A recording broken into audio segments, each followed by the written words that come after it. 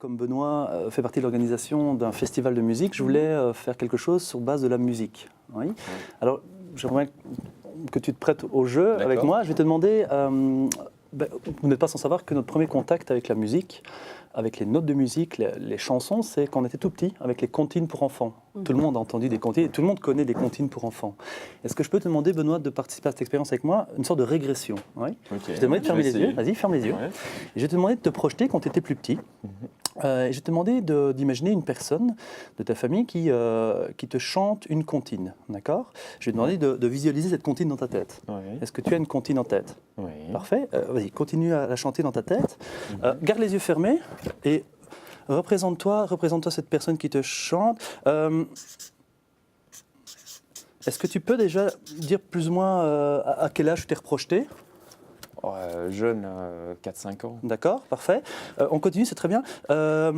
Tu peux me dire, continue à chanter cette chanson-là. Qui est la personne qui te chante cette chanson?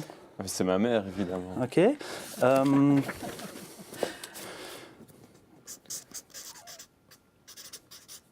Est-ce que tu peux dire le prénom de ta maman? C'est Chantal. Ah, parfait.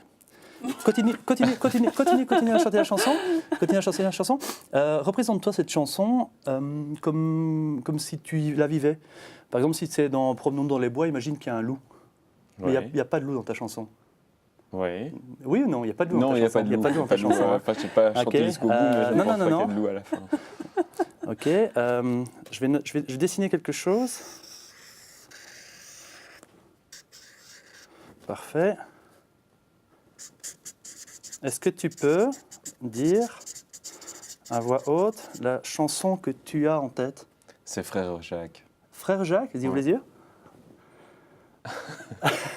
Et attends, c'est pas tout parce que non seulement ce qui est intéressant, c'est que j'ai réussi à deviner la chanson que tu avais en tête, mais depuis le début, il y a un sac qui est juste là, tu le vois? Ouais. J'ai pas touché. Ouais. J'ai touché? Non, j'ai pas touché. Non, pas du tout. Tu peux l'ouvrir? Je ouais, pense vas-y, qu'il y a dedans. prends-le. Et on parlait de musique, et tu vas reconnaître l'objet qu'il y a dedans. Est-ce que tu vois ce petit objet? Tu connais ce petit objet? Alors mets-le dans ta main comme ceci, mets dans ta main. Est-ce que tu peux tourner la manivelle? Ouais, voilà. C'était exactement ça. Excellent. Bon, voilà, je te remercie pour l'expérience. Merci.